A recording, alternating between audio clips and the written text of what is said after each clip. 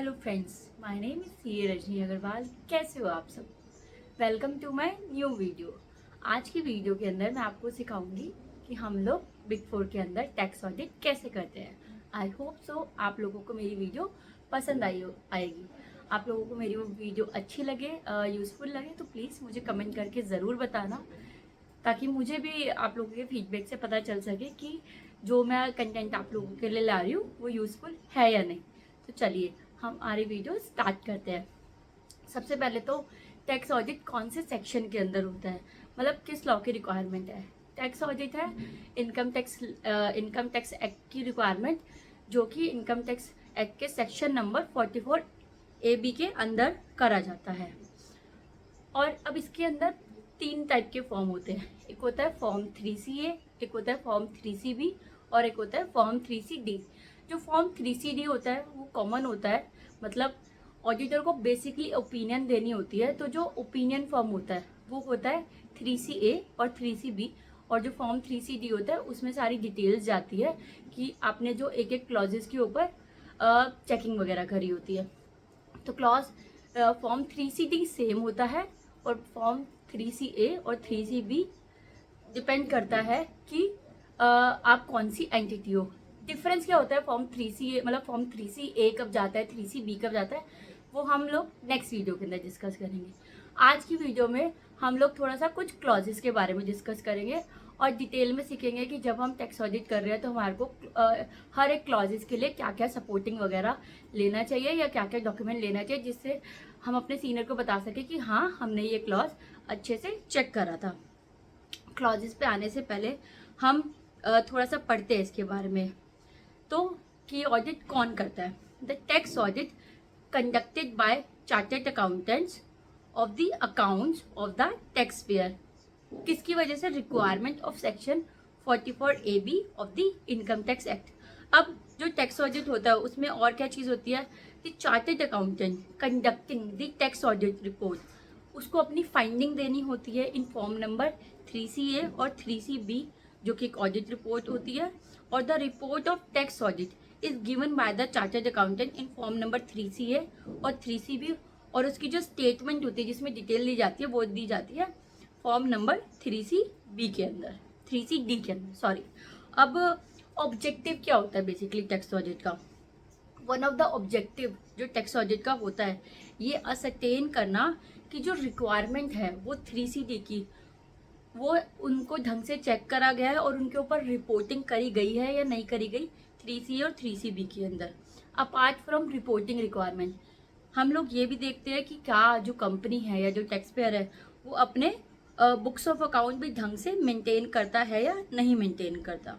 और हम ये दिखाते हैं कि जो उसके बुक्स ऑफ अकाउंट है वो ट्रूली एंड करेक्ट पर्टिकुलर्स है या नहीं। ओके, इसके बाद टैक्स ऑडिट के अंदर हम आते हैं एक एक क्लॉज के ऊपर। आज फर्स्ट वीडियो है तो हम लोग सिर्फ बेसिक क्लॉजेस पे ध्यान देंगे। नेक्स्ट वीडियो के अंदर हम लोग आगे बढ़ते जाएंगे। आज जो हम क्लॉजेस डिस्कस करेंगे वो हम क्लॉज करेंगे क्लॉज नंबर 1 से लेकर क्लॉज नंबर 8 तक। और टैक्स ऑडिट के अंदर बेसिकली जो हमारा PGBP होता है उसकी रिक्वायरमेंट को देखा जाता है कि जो PGBP profit and gains of business और प्रोफेशन है उसके जो सेक्शन है वो कंप्लाई हो रहे हैं या नहीं हो रहे। तो सबसे पहले हम अपने आ जाते हैं क्लॉज नंबर 1 के ऊपर। क्लॉज नंबर 1 किस चीज़ का होता है? क्लॉज नंबर 1 होता है name of the company. Clause 1 के अंदर हम देखते हैं कि एसएससी का नेम क्या है। अब एसएससी का नेम तो हमें पता ही होगा, बट हम उसको कंफर्म कहाँ से कर सकते हैं कि क्या, क्योंकि देखो कई बार ऐसा भी होता है कि कंपनी अपना नेम चेंज करा सकती है, या सपोज अमेलगमेशन हुआ, मर्जर हुआ या डीमर्जर हुआ, कोई भी अदर फॉर्म हुआ जिससे कंपनी का नेम चेंज हो गया। तो हमें इस क्लॉज को भी बेसिकली, वैसे देखा है तो बहुत बेसिक क्लॉज है, लेकिन हम इसको भी इंश्योर करेंगे कि क्या जो हमें एसएससी का नाम पता है वही है या नहीं।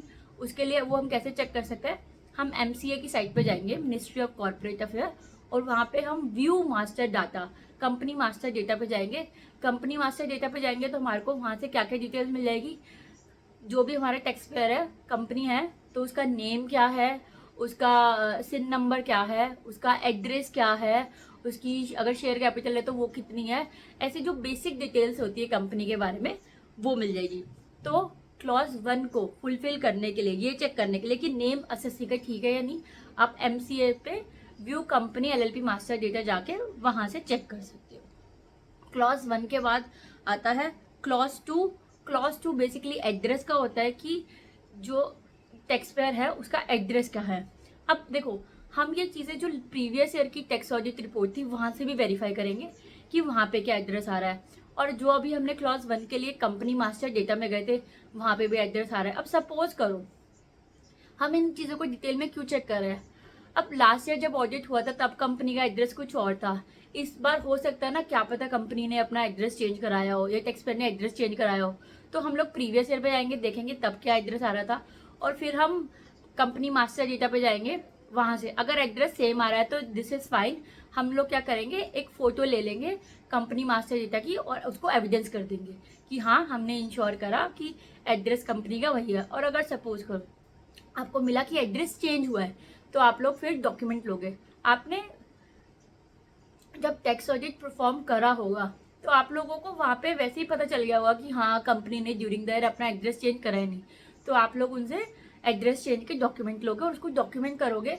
प्रीवियस ईयर वाली फाइल इनकम टैक्स रिटर्न को डॉक्यूमेंट कर लोगे और इस बार का जो कंपनी मास्टर डेटा है उसको डॉक्यूमेंट करोगे अगर एड्रेस सेम है, और अगर एड्रेस डिफरेंट है, चेंज हुआ है, तो इन दोनों के अलावा जो आपका एड्रेस चेंज का प्रूफ होगा आप वो भी ले लोगे उनसे। इसके बाद आता है क्लॉज नंबर 3। क्लॉज नंबर 3 होता है basically PAN allotted to the SSC, जो हमें इंडिकेट करना होता है।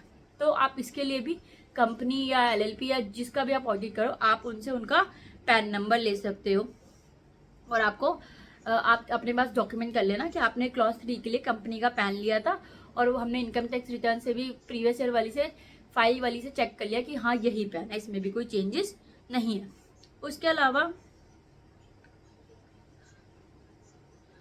क्लॉज 4 में 4 आता है। क्लॉज 4 के अंदर हम क्या चेक करते हैं, क्लॉज 4 के अंदर हम चेक करते हैं the auditor is required to examine from the appropriate evidence the registration number या फिर any other identification number if any, जो उसको अलॉट हुआ है।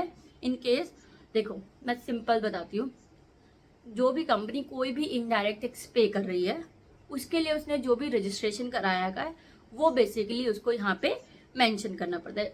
फॉर एग्जांपल के लिए मैं एक कंपनी को ऑडिट कर रही हूँ, उसने 4 स्टेट के अंदर अपना जीएसटी का रजिस्ट्रेशन करा रखा है। जीएसटी एक तरीके से एक इनडायरेक्ट टैक्स ही है, मतलब एक तरीके से नहीं, जीएसटी एक इनडायरेक्ट टैक्स है। तो यहाँ पे वो क्या क्या चीज़ें मेंशन करेगा, एक उन्होंने फॉर्मेट भी दिया हुआ है। फर्स्ट उसका कॉलम है सीरियल नंबर, सेकंड है relevant indirect tax law which require registration, उसमें वो नाम डाल देगा जीएसटी। थर्ड कॉलम है उसका प्लेस ऑफ बिजनेस, कौन सी लोकेशन है, और फोर्थ के अंदर वो डाल देगा उसका जीएसटी का रजिस्ट्रेशन नंबर। अब जैसे जो आपके इनडायरेक्ट टैक्स होते हैं, इनडायरेक्ट टैक्सेस होते हैं वो कौन कौन से होते हैं, आपका जीएसटी हो गया, एक्साइज ड्यूटी हो गया, या अगर उसके अलावा भी कोई आपका है तो आपको उससे रिलेटेड जितने भी रजिस्ट्रेशंस है, सबसे पहले तो आपको क्लाइंट से पूछना है कि आपके ऊपर कौन कौन से इनडायरेक्ट टैक्सेस एप्लीकेबल होते हैं। उसने बताया कि जीएसटी है, एक्साइज ड्यूटी है, तो आप उनसे उनके रजिस्ट्रेशन सर्टिफिकेट लोगे सारे के सारे, क्योंकि रजिस्ट्रेशन सर्टिफिकेट में वैलिडिटी भी आ रही होती है कि ये जो रजिस्ट्रेशन है वो कब से लेकर कब तक वैलिड है, तो आप वहाँ से वो चीज़ भी वेरीफाई करोगे। तो उस तरीके से आप जितने भी उनके रजिस्ट्रेशन है वो सारे ले लोगे क्लॉज 4 के अंदर इनडायरेक्ट टैक्सेस से रिलेटेड। उसके बाद आता है हमारा क्लॉज नंबर 5। क्लॉज नंबर 5 क्या पूछता है, वो पूछता है कि आपका स्टेटस क्या है। स्टेटस मतलब आप कौन से वाले एसएससी हो, आप इंडिविजुअल हो, आप कंपनी हो, आप एलएलपी हो, बॉडी ऑफ इंडिविजुअल हो, लोकल अथॉरिटी हो, आर्टिफिशियल जुडिशियल पर्सन हो, तो क्या हो। तो कंपनी के केस में एक मतलब अगर आपका जो एसएससी है वो कंपनी है तो उसके केस में स्टेटस क्या जाएगा कि वो एक कंपनी है, इसको कहीं से चेक नहीं कर सकते। इसके बाद हमारा नेक्स्ट क्लॉज आता है क्लॉज नंबर 6। क्लॉज नंबर 6 के अंदर बेसिकली हम डालते हैं प्रीवियस ईयर। प्रीवियस ईयर वो जिस पीरियड का हम टैक्स ऑडिट कर रहे हैं, अभी हम लोग सपोज करो इस समय हम जो ऑडिट कर रहे हैं वो हम फाइनेंशियल ईयर 2022-23 का ऑडिट कर रहे हैं, तो हमारे लिए प्रीवियस ईयर क्या हुआ, 1 अप्रैल 2022 से लेकर 31 मार्च 2023। अब आप सोचोगे यार इसमें इतना मतलब क्यों सोचने की जरूरत है। जनरली सबका प्रीवियस ईयर यही होता है। नहीं, अगर सपोज करो एक कंपनी का अमेलगमेशन हुआ है या डीमर्जर हुआ है, तो उनके लिए जो प्रीवियस ईयर होगा, जिस दिन से अमेलगमेशन हुआ है या डीमर्जर हुआ है उस दिन से हो जाएगा ना उनके लिए प्रीवियस ईयर। तो उस तरीके से हमें देखना पड़ता है। अदरवाइज सबका जो प्रीवियस ईयर होता है वो 1 अप्रैल 2022 से स्टार्ट होगा और 31 मार्च 2023 को खत्म होगा। उसके बाद क्लॉज नंबर 7 आता है। क्लॉज नंबर 7 क्या होता है? क्लॉज नंबर 7 होता है असेसमेंट ईयर के लिए। असेसमेंट ईयर जो किसका? प्रीवियस ईयर का। अगर हमारा प्रीवियस ईयर है 2022-23, तो हमारा असेसमेंट ईयर क्या होगा? 2023-24। तो बस हमें इसके अंदर यही मेंशन करना होता है और कुछ भी नहीं। इसके बाद आता है हमारा क्लॉज नंबर 8। क्लॉज नंबर 8 में हमारे को बेसिकली ये मेंशन करना पड़ता है कि जिस एंटिटी का हम टैक्स ऑडिट कर रहे हैं वो कौन से सेक्शन की रिक्वायरमेंट की वजह से हम टैक्स ऑडिट कर रहे हैं। जैसे कि देखो, टैक्स ऑडिट करना तो होता है 44AB के अंदर, लेकिन 44AB के अंदर भी कौन से सबसेक्शंस वगैरह है जिसके अंदर इस क्लाइंट का ऑडिट हो रहा है। तो इन केस, अब जैसे अगर एक company in case assessee is carrying business और प्रोफेशन और इसकी जो टर्नओवर या ग्रॉस रिसिप्ट है एक्सीड करती है 1 करोड़ रुपीज से, प्रोफेशन के केस में 50 लाख रुपीज से, तो वो आ जाता है section 44AB sub clause A के अंदर उसका ऑडिट हो रहा है। अगर the auditor required to clause B, अगर जो उसका टैक्स ऑडिट हो रहा है वो 44AE, 44BB या 44BBB के अंदर आ रहा है, तो ऑडिटर को मेंशन करना पड़ेगा कि वो 44AB का क्लॉज नंबर C के अंदर हो रहा है। अगर for audit being conducted by virtue of provision of section 44ADA, तो वो क्लॉज D को मेंशन करेगा।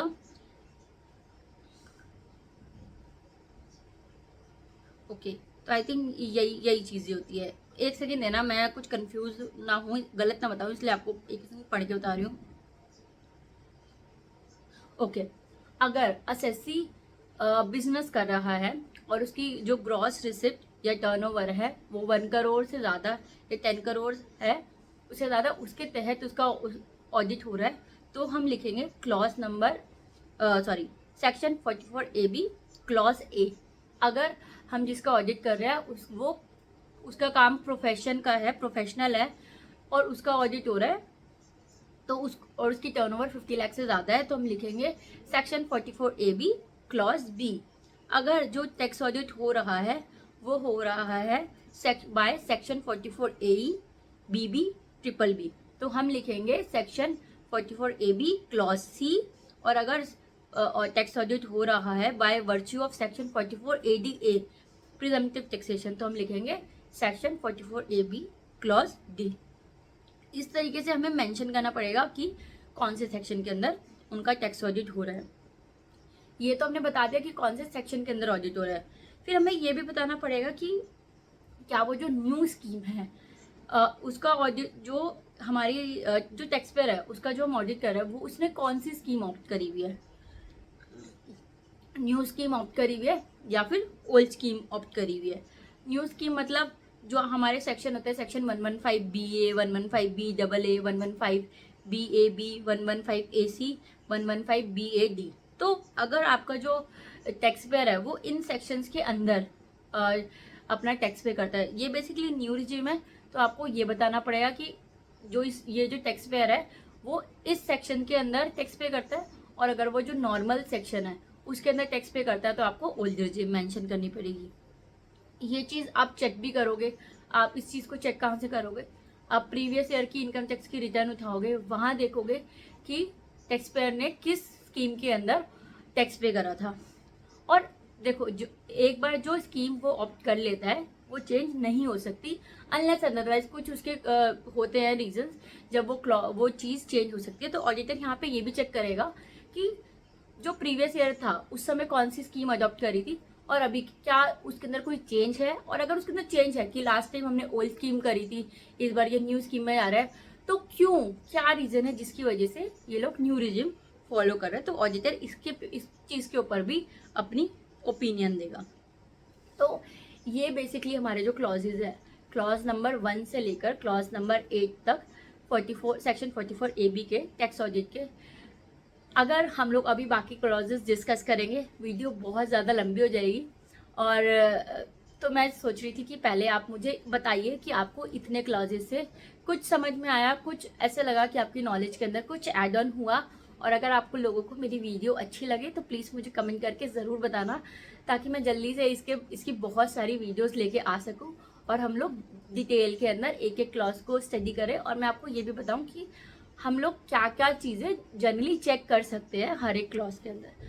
तो वीडियो अच्छी लगे तो लाइक करिएगा और मुझे कमेंट करके ज़रूर बताइएगा। तब तक के लिए बाय बाय, मिलते हैं नेक्स्ट वीडियो के अंदर। Thank you.